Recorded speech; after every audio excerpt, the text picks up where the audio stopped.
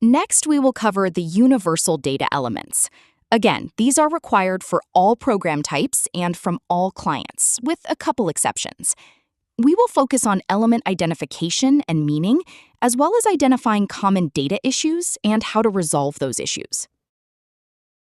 Data entry for name, SSN, and DOB occurs at client creation, not program enrollment. These fields typically remain stable unless corrections are needed. Note that name, SSN, and DOB are not reported directly to HUD. Only the associated data quality fields are.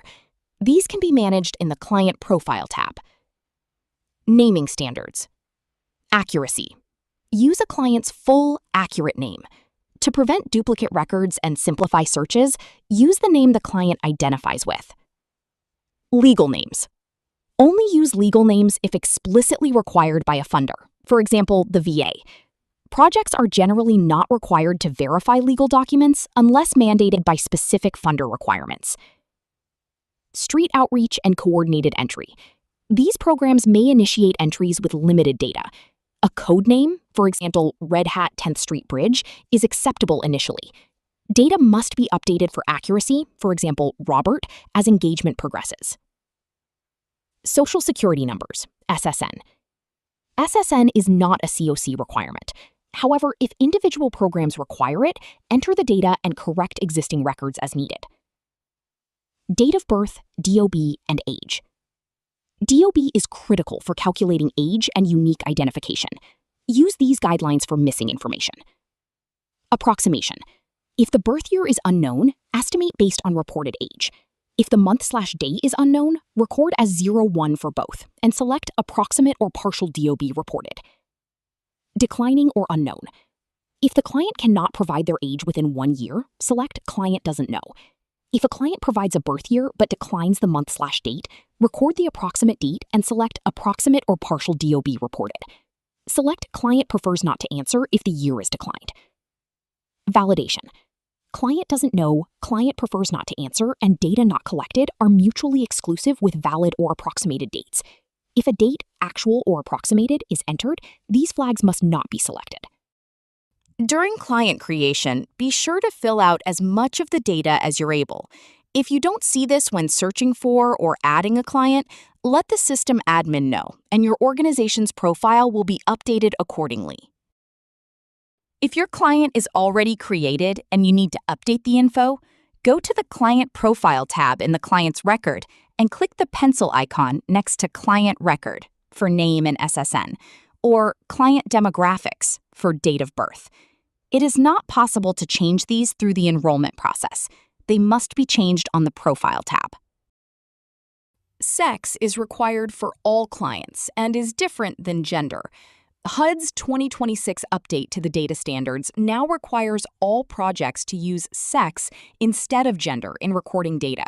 However, the CoC board decided to keep the gender data element for anyone wishing to identify differently than their binary sex. Sex will need to be updated for most clients with an existing record in HMIS since it is a new element. There is no need to go back and update clients, only to update records as they are encountered. Veteran status is required for all adults in a household. This element indicates whether clients have ever spent time in the United States Armed Forces and may be eligible for VA homeless programs, allows for an accurate count of how many veterans experience homelessness, and is useful for screening for possible housing and service interventions and for gaining understanding of veteran service needs. When enrolling a client who already has a record in the HMIS, verify that the veteran status recorded is accurate and correct if it is not. Veteran status is not dependent on discharge status. A dishonorable discharge limits eligibility for certain VA benefits and programs, but it does not mean that the person is not a veteran for HMIS and PIT purposes.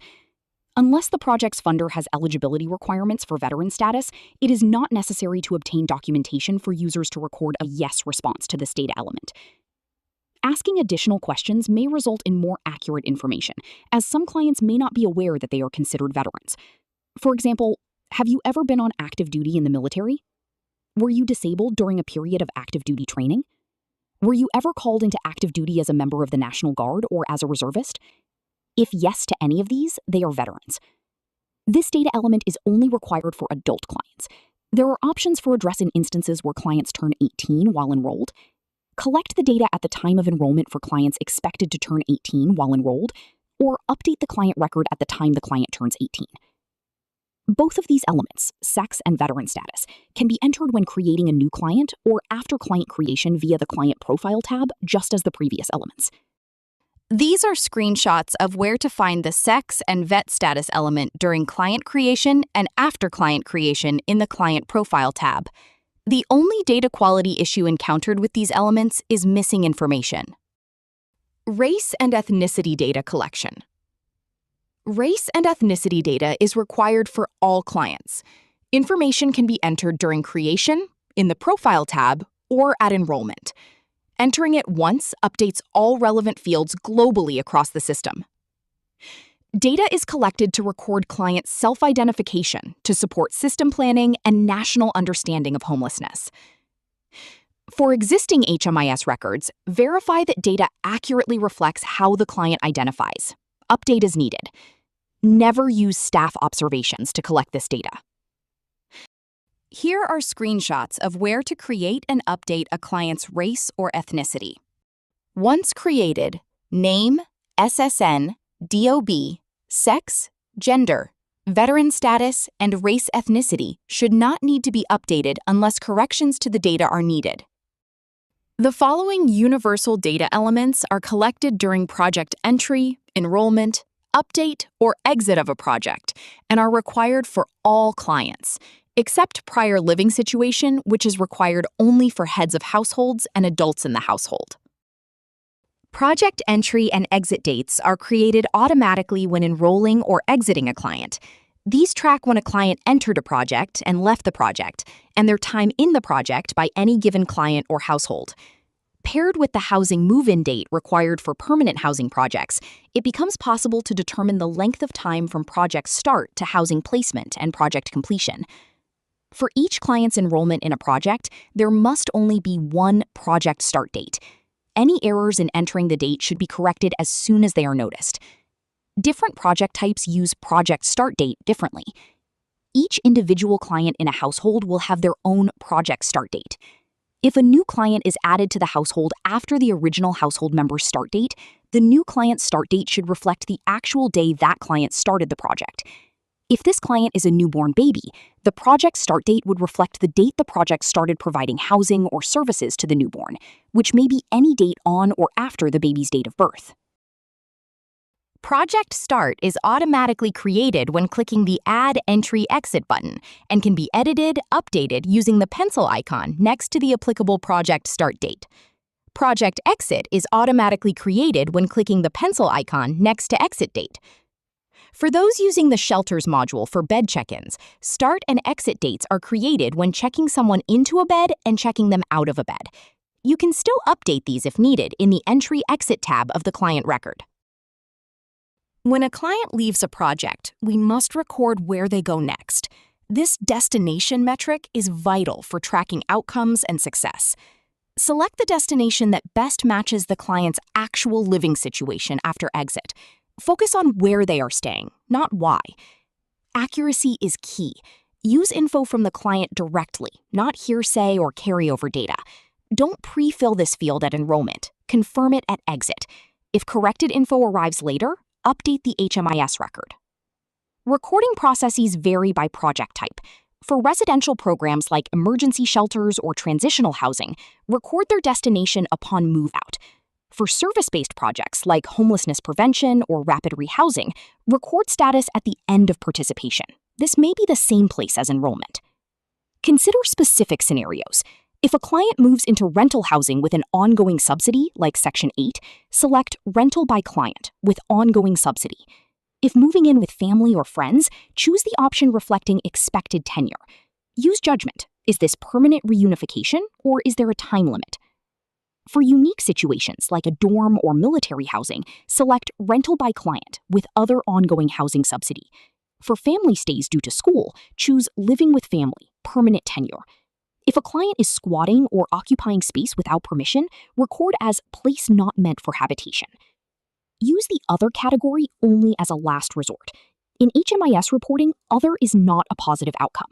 If stuck, consult your system administrator for guidance from HUD. Shelters often have missing data because clients stop showing up. HUD encourages these projects to focus on building relationships and collaborating with services. Every tracked outcome helps our community work toward ending homelessness.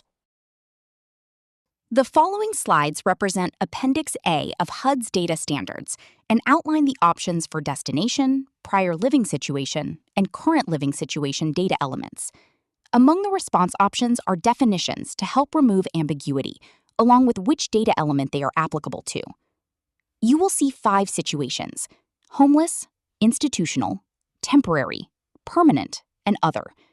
Within each situation are several responses to help identify the actual place the client is staying or has moved from or to. There are descriptions for many of the responses. Any description that says no description provided means that HUD has not provided a description in the appendix. There may still be guidance on these response options. Reach out to your system administrator. This is the list of homeless situations. You can pause the video at any point to take note. You may also reference this list at any time by accessing HUD's Interactive Data Standards Guide. This is the list of institutional situations. If client stays 90+ days in one or more of these institutional places consecutively, they are considered housed during their stay. If staying less than 90 days when combining consecutive stays, they are still considered homeless if they came from a homeless situation. This is the list of temporary places. If someone stayed 7 or more days in one or more of these places continuously, without a break between stays, they are considered housed, and a new instance of homelessness would begin if the person became homeless again. This is the list of permanent places. Just like with temporary situations, if someone stayed 7 or more days in one or more of these permanent places continuously, without a break between stays, they are considered housed, and a new instance of homelessness would begin if the person became homeless again. If they stayed less than 7 days in one or more of these places, they would still be considered homeless if they came from a homeless situation. These are the additional response options for destination, prior living situation, and current living situation. The disabling condition data element is required for all projects and all clients, including children. This element is essential for identifying chronic homelessness. It consists of 2 parts: the question, does the client have a disabling condition, and a sub-assessment to identify the specifics. While VA services like VOSH or SSVF are exempt from the sub-assessment, all other programs must complete both parts of the data element. Data may port over from previous enrollments, but do not rely on it. Always ask the client directly to verify their current status during project enrollment. Never assume previous data is correct or that the client's status remains unchanged. The question, does the client have a disabling condition, must reflect the sub-assessment. Answer yes only if the condition meets specific criteria: a physical, mental, or emotional impairment, including drug or alcohol abuse, PTSD, or brain injury, that is expected to be long-continuing or indefinite, substantially impedes independent living, and could be improved by suitable housing conditions. This also includes developmental disabilities, as defined in the Developmental Disabilities Assistance and Bill of Rights Act of 2000, or a diagnosis of AIDS or related HIV conditions. For any enrollment, there should be only one disabling condition response, reflecting the most current status. If the status changes or was recorded incorrectly, correct the record. The value must always reflect the client's current known condition. You do not need documentation to complete this element. Only projects with specific funding eligibility requirements should collect documentation. Veteran clients with an injury or illness incurred during active service that meets the Social Security Act definition of disability should be identified as having a disabling condition. Additionally, clients receiving Social Security disability insurance, VA service-connected disability compensation, or VA non-service-connected disability pension qualify. Supplemental Security Income, or SSI, is also a qualifying income source, provided the benefit is not based solely on age or dependency. Finally, remember fair housing compliance. For residential programs, avoid collecting disability information during the enrollment process unless it is necessary to determine program eligibility or assess the need for specific unit features or communication needs. Common issues with the disability element are missing or conflicting disability information. When selecting yes for any disability in the subassessment, the resulting pop-up contains a question asking if the disability is expected to be of long continued duration. Answer yes according to the criteria outlined in this slide. The information is also located in the disability section of HUD's data standards. If the answer to the continued duration is a yes for any condition, then the does client have disabling condition should be yes. If the answer to continued duration on all conditions is no, then the answer to does client have disabling condition should be no. Here are the types of disabilities as defined by HUD.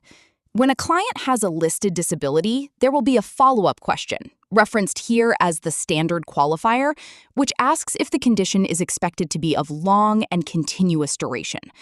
The answer to this follow-up question is yes, only if the client's condition meets the standard of expected to be of long, continuous, indefinite duration, and substantially impedes client's ability to live independently, and the condition can be improved by more suitable housing. If a client's condition does not meet all three requirements, the answer to the follow-up question should be no. Note that developmental disability and HIV or AIDS does not have a qualifier and is always assumed to meet the standard qualifier for the purposes of data collection. If a condition does meet the standard, then the answer to the corresponding does client have a disabling condition should be yes. If the condition does not meet the standard, the answer to that question should be no. The most common data quality issue with disability is missing information and conflicting disability information. Conflicting disability information is an indicator that the does client have a disability and disability follow-up question, expected to be of long duration, do not match. All family members must be included in the enrollment process. Every enrollment requires exactly one head of household. Any additional persons must be classified by their relationship to that head of household. Linking families during enrollment is critical for programs serving families and couples. Failing to link members causes significant data issues, such as errors involving incorrect ages or a missing head of household. A household is defined as a single individual or a group of persons who apply together for assistance and live or would live in the same dwelling unit. There must be one and only one head of household for every enrollment. In a single-person household, that person is the head. In multi-person groups, the term head of household does not imply being the leader of the house. You simply must designate one person to whom others are associated. If the group includes adults and children, an adult must be the head of household. If the head of household leaves the project while other members remain, you must designate a new head of household retroactively to the beginning of the enrollment. Consequently, the relationships of all remaining members must be updated to reflect their connection to the new head, even if that connection differs from the previous one. You do not need to keep records of these changes. Simply update the designation back to the enrollment start date. Special care is needed for minors. Where two or more people under 18 present together and are not the child of the other, each should be entered as a separate record in their own household. This approach is intended to better understand youth homelessness and must not be used as a barrier to receiving future interventions. If two minors present with a child, they should remain in separate households, and the child should be linked to the parent they would live with if separated. Always follow specific funder instructions regarding head of household designation if they conflict with continuum of care guidance, as funder requirements supersede general guidelines. The most common issue with the relationship to head of household is the family not being entered in the same enrollment. Be sure to create the household before doing any program entry. If the client is an individual and not a part of a family unit, you don't need to create a household. Click Add Entry/Exit to start program enrollment. Select all family members in the enrollment, then answer the relationship to head of household question for each client. Individuals, including unaccompanied youth, should always be marked as head of household self. For families, there should be only one head of household. If you need help correcting records or adding clients to an enrollment after entry, reach out to your system administrator. Enrollment CoC is simple, but often missed entirely. This should always be TX625, the Lubbock CoC code. The only common issue with this data element is that it is overlooked during the enrollment process and can only be corrected by editing the initial enrollment record. The prior living situation data element is used to identify the living situation and length of stay immediately prior to a project start date. It applies to all adults and heads of household. This element is essential for determining if a client meets the criteria for experiencing chronic homelessness at any point during enrollment or reporting. This single data element consists of 5 linked questions. To avoid collecting irrelevant information, there are 2 distinct workflows in HMIS. One for emergency shelter and street outreach, and a second for all other project types. Conditional logic will guide you through the required fields based on the specific project. Staff should ask clients about their homelessness history, including time spent on the street, in emergency shelters, or in safe haven projects. When we say on the street, we mean any place not meant for human habitation. This includes public or private spaces not designed for regular sleeping accommodations, such as a car, park, abandoned building, bus or train station, airport, or camping ground. It is important to remember that completing these HMIS data fields does not require third-party documentation. The information provided is self-reported by the client. While some funders may require documentation for program eligibility, for HMIS purposes, the client's responses are sufficient. Different project types have different realities. High-volume shelters might get quick responses, while more complex programs might allow for a detailed review of a client's housing history. Both strategies are acceptable. The goal is to capture a consistent, reliable picture of individuals experiencing homelessness so that HUD and continuums of care can use this data for effective planning. Keep in mind that for projects not providing lodging, the prior living situation might be the same as the client's current living situation, and you should always update the record if new information comes to light. HUD and HUD Technical Assistance has provided additional information regarding prior living situation data collection during HMIS administrator calls. The following slides are a review of further guidance. Firstly, this is the prior living situation workflow for emergency shelter and street outreach. There's no conditional logic that reveals additional questions, which can make data quality challenging. The goal for this is to help work out when the date this episode of homelessness started based on the potentially limited or conflicting information provided by clients.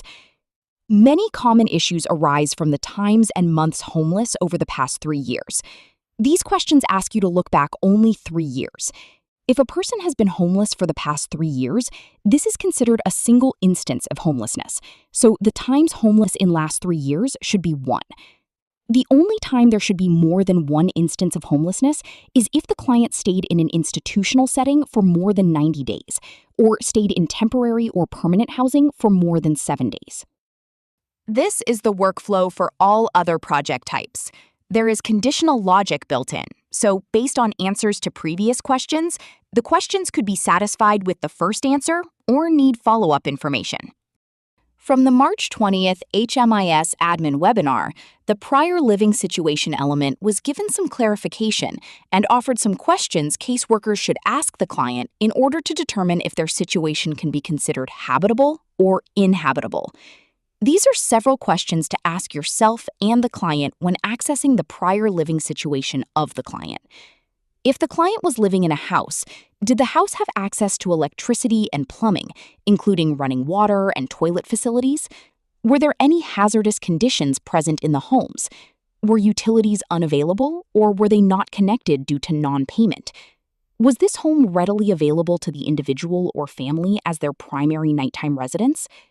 These are all considerations to take into account when assessing if a prior living situation was a place not meant for human habitation. Again, just because they lived in a house doesn't mean it was meant or suitable for human habitation, thus could still be considered a homeless situation. Here are some examples of living situations and their corresponding HMIS selections. This also applies for destination information. If the client has come from a dorm or military housing, the prior living situation would be rental by client with other ongoing housing subsidy. If the client came from a squatting situation or was living in an abandoned building the client does not own or rent, the situation would be place not meant for habitation. If client is coming from an RV or camper that didn't have access to a toilet or running water, the situation would be a place not meant for habitation. If the client came from an RV or camper that did have access to electricity, toilet, and running water, the situation would be owned or rental by client with or without subsidy, depending on the situation. If a client was living with a relative to attend school, the situation would be living with family on a permanent tenure. Next, we dive into further clarifications from the May 20th HMIS admin webinar regarding prior living situation. This was to clarify the chronicity of clients as they move from one situation to another based on questions they received after the previous call. Based on guidance from HUD and HUD TA, technical assistance, the length of stay in previous place should be treated as length of stay in a situation rather than a particular place. A person can have different prior living places within the same living situation. For example, someone was literally homeless, then moved to an emergency shelter, then to an apartment without working plumbing. All the time spent in these situations can be counted as a single instance of homelessness for the purposes of length of time in prior living situation and date this episode of homelessness began. This is because while they changed places, the situation never changed. They were still homeless under the current HUD definition, so time spent in all three places can be considered a single instance of homelessness. However, if there was a stay in transitional housing between the other places, such as living on the streets, then in emergency shelter, then in transitional housing, then in an apartment with no running water, there would be two instances of homelessness from their time on the streets and emergency shelter, stopping when they entered transitional housing, and another instance of homelessness starting when they exited transitional housing to an apartment without running water. Another example is institutional stays. If a client was in an emergency shelter for 15 days, then in jail for 20 days, then moved to a substance abuse treatment facility for 3 days, then moved to permanent housing, the data collection for the permanent housing project would look like this. The housing provider would sit with the client and ask where were they before coming to the housing project. They came from a substance use facility where they stayed 3 days. Before that, they were in jail for 20 days. And before jail, they were in emergency shelter for 15 days. The housing project should combine the institutional stays because they were the same situation, institutional, jail, and detox, for a total of 23 days in an institutional situation. An institutional stay less than 90 days does not break an instance of homelessness. Since they were in emergency shelter before jail, we can set the date this episode of homelessness to be when they entered the emergency shelter, or even before that if they were living on the street or another homeless situation, since their total stay in an institutional situation was less than 90 days. If a client stays 90 or more days in institutional situations, even if at different institutions over the same contiguous period, they are considered housed for the purposes of chronicity. If a client stays 7 or more days in transitional housing or permanent housing, they are considered housed for the purpose of chronicity. In either case, whether it is a stay of 90-plus days in an institutional situation or 7-plus days in a temporary or permanent situation, should the client become homeless again, it should be treated as a new instance of homelessness, and the data should be collected accordingly. This is the end of the Universal Data Elements video. You can continue to the quiz, or you can re-watch this video as needed. The slides will be available once you complete the quiz.